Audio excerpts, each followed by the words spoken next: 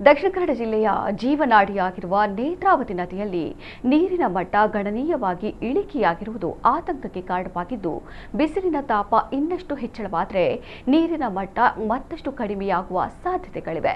ಈ ಹಿನ್ನೆಲೆಯಲ್ಲಿ ದಕ್ಷಿಣ ಕನ್ನಡ ಜಿಲ್ಲಾಧಿಕಾರಿ ದರ್ಶನ್ ಎಎಂಆರ್ ಡ್ಯಾಂನಿಂದ ನೀರು ಹರಿಸುವಂತೆ ಸೂಚನೆಯನ್ನು ನೀಡಿದ್ದಾರೆ. ಬಂಟ್ವಾಳ ಜಕ್ರಿಬೆಟ್ಟು ಡ್ಯಾಂನ ಕೆಳಭಾಗದಿಂದ ಮಂಗಳೂರು ನೂತನ ಸೇತುವೆಯವರೆಗೆ ನದಿಯಲ್ಲಿ ನೀರಿಲ್ಲದೆ ಬತ್ತಿ ಹೋಗಿದ್ದು, ಮರಳು ಮತ್ತು ಕಲ್ಲುಗಳು ಎದ್ದು ಕಾಣ್ತಾ ಇವೆ. ತಾಲೂಕಿನಲ್ಲಿ ಕುಡಿಯುವ ನೀರಿಗೆ ಯಾವುದೇ ಅಭಾವ ತಲೆದೋರದಿದ್ದರೂ ಕುಡಿಯುವ ನೀರು ಪೂರೈಕೆ ಮತ್ತು ಬಳಕೆ ಬಗ್ಗೆ ಅಧಿಕಾರಿಗಳು ಜಾಗೃತಿ ವಹಿಸುವಂತೆ ಬಂಟ್ವಾಳ ಶಾಸಕ ರಾಜೇಶ್ ನಾಯ್ಕ್ ಉಳಿಪಾಡಿಗುತ್ತು ಅವರು ಅಧಿಕಾರಿಗಳಿಗೆ ಸೂಚನೆಯನ್ನು ನೀಡಿದ್ದಾರೆ. ಕುಡಿಯುವ ನೀರಿನ ಕೊರತೆಯಾಗದಂತೆ ನೋಡಿಕೊಳ್ಳಲು ಇತರೆ ಉದ್ದೇಶಗಳಿಗಾಗಿ ಬಳಸದಂತೆಯೂ ಸೂಚನೆಯನ್ನು ನೀಡಿದ್ದಾರೆ. ಅಲ್ಲದೆ ಎಎಂಆರ್ ಡ್ಯಾಂನಿಂದ ತುಂಬೆ ಡ್ಯಾಂಗೆ ನೀರು ಬಿಡುಗಡೆಗೊಳಿಸುವಂತೆ ಸೂಚಿಸಿದ್ದಾರೆ. ಅಲ್ಲದೆ ಸಾರ್ವಜನಿಕರು ನೀರನ್ನು ಹಿತಮಿತವಾಗಿ ಬಳಸುವಂತೆಯೂ ಅವರು ಸೂಚನೆಯನ್ನು ನೀಡಿದ್ದಾರೆ.